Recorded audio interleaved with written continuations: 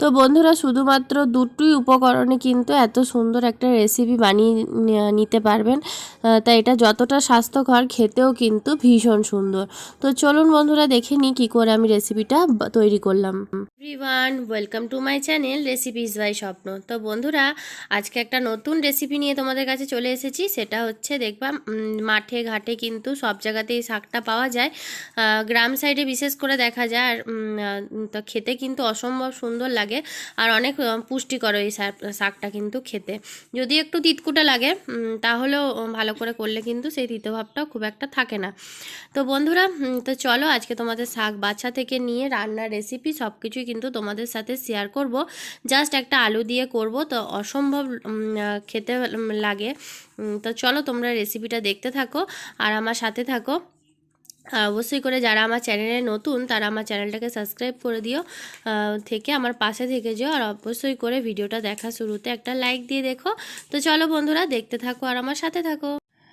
তো দেখো বন্ধুরা, এটা কিন্তু আমি কিন্তু কিনেই নিয়ে এসেছি। তা আমাদের এখানেও পাওয়া যায় মাঠে ঘাটে। যাই হোক, তো দেখো আমি এইভাবে কিন্তু পুরো শাকগুলোকে কিন্তু বেছে নেবো। আর এটা কিন্তু কোনো কাটাকাটি ঝামেলা নেই, জাস্ট এই বাছা যায় একটুখানি ঝামেলা, আর কিছুই না। তা খেতেও যাও অসাধারণ লাগে, আর কিন্তু খাওয়া স্বাস্থ্যের পক্ষে কিন্তু ভীষণই ভালো। তা দেখো আমি কিন্তু শাকগুলোকে ঠিক এইভাবে বেছে নিচ্ছি। সব শাক মানে পুরোটাই এইভাবে বেছে নেব। তাই শাকের কিন্তু বড়াও খেতে খুব ভালো লাগে। আর দেখো আমার কিন্তু এতটা শাক বাছা হয়ে গেছে, আর দেখতে দেখো কতটা সুন্দর লাগছে, একদম গুড়ি গুড়ি। আর দেখো এগুলো ফুল হয়েছে। তা চলো আমি শাকটা বেছে নিই। এইভাবে কিন্তু আমি সব শাকগুলো কিন্তু বেছে নেব। বন্ধুরা গিমে শাকগুলো আমি ভালো করে বেছে নিয়ে ভালো করে জল দিয়ে ধুয়ে এই ফুটো বাটিটার মধ্যে রেখেছি, যেন জলটা আর কি ঝরে যায় সেই জন্য। আর দেখো কি কি নিয়েছি আলু কেটে নিয়েছি। তা আমাদের ঘরে না সবাই এরকম চোকলা শুদ্ধ আলু খেতে খুব ভালোবাসে, সেই জন্য আমি না চোকলাটা আলু ভাজা করলে কিছুতে চোকলাটা কিন্তু ছাড়াই না, সেই জন্য। তা দেখো আমি আলু কেটে নিয়েছি, আর নিয়েছি একটু বেশি পেঁয়াজ লাগবে, পেঁয়াজ নিয়েছি দুটো কাঁচা লঙ্কা, আর নিয়েছি শুকনো লঙ্কা। তো একদম সোজা, কোনো একদম অল্প উপকরণে টেস্টিও খুব হয়। তো চলো ভিডিওটা দেখো আমি কি করে বানাই। তো দেখো এদিকে কড়াই কিন্তু গরম হয়ে গেছে, আর আমি দিচ্ছি তেল। সরষের তেল দিলাম, তোমরা চাইলে রিফাইন তেলও দিতে পারো, কোনো অসুবিধা নেই।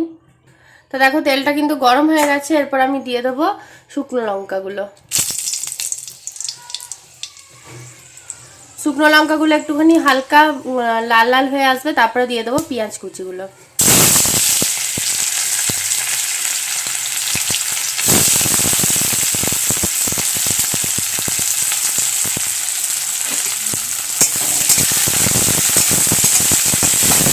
ভালো করে নাড়াচাড়া করে নেবো। আর একদম কিন্তু ভাজবো না, মানে একদম বলতে পুরো একদম কিন্তু বেশি ছড়াবো না, একটু হালকা লাল লাল হবে, তারপরে কিন্তু আলুগুলো দিয়ে দেবো। আর কাঁচা লঙ্কাটাও দিয়ে দিয়েছি সাথে।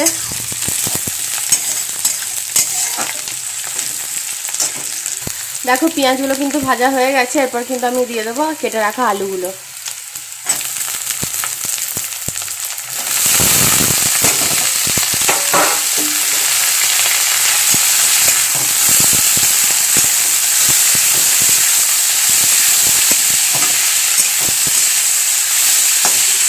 আলুগুলো কিন্তু আমি ভালো করে আগে ভেজে নেবো, তারপর নুন হলুদটা দেবো।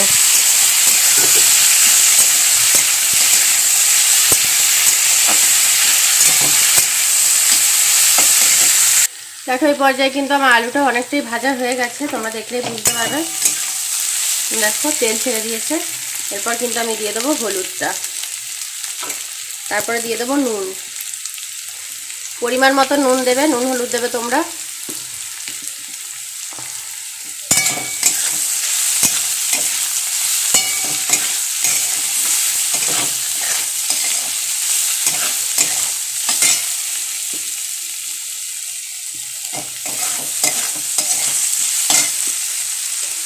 এরপর কিন্তু দিয়ে দেবো আমি এর মধ্যে ডিমের শাকগুলো।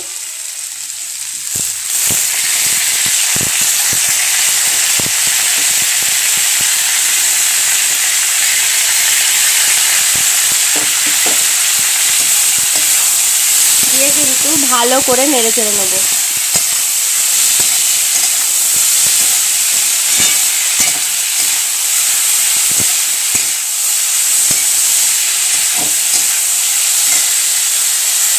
দেখো এরপরে কিন্তু আমি ঢাকা দিয়ে দেবো, আর আঁচটা একটুখানি মিডিয়াম টু লো ফ্লেমে করে দেবো, নাহলে জিনিসটা পুড়ে যাবে। দিয়ে একটা ঢাকা দিয়ে দেবো।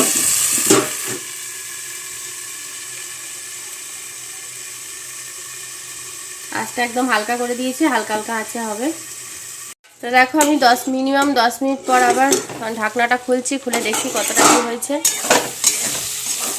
একদম কড়া কড়া ভাজা হয়েছে, কিন্তু তেলটা একটু বেশি দেবে, তাহলে খেতে ভালো লাগবে। কড়াইটা একদম লেগে লেগে গেছে, এটা ধরতে গেলে আমাদের হয়েই এসছে, আর বেশিক্ষণ লাগবে না।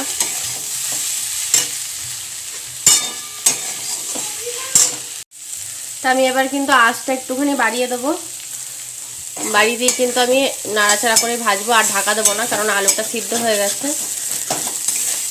বেশি সিদ্ধ হলে আবার ভেঙে যাবে, তখন আবার খেতে বাজে লাগবে, সেই জন্য।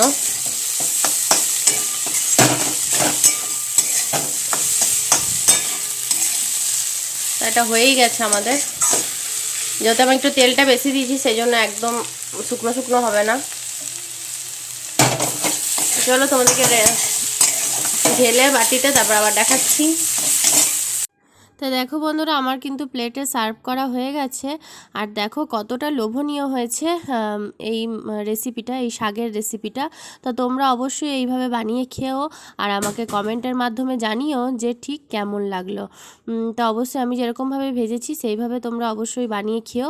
এটা কিন্তু অসাধারণ লাগে খেতে, আর অনেক রকম করেও কিন্তু রান্না করা যায় এই গিমে শাক। আর স্বাস্থ্যের পক্ষে তো ভীষণই ভালো, আর জ্বরের মুখে কিন্তু একদম মুখ ছেড়ে যাবে। তো বন্ধুরা, আজকের মতন ভিডিওটা এখানেই শেষ করছি। সবাই ভালো থেকো, সবাই সুস্থ থেকো, জয়গুরু সবাইকে। পরের দিন আমি স্বপ্ন একটা নতুন ব্লগে তোমাদের সামনে চলে আসবো। ততক্ষণের জন্য সবাইকে টাটা।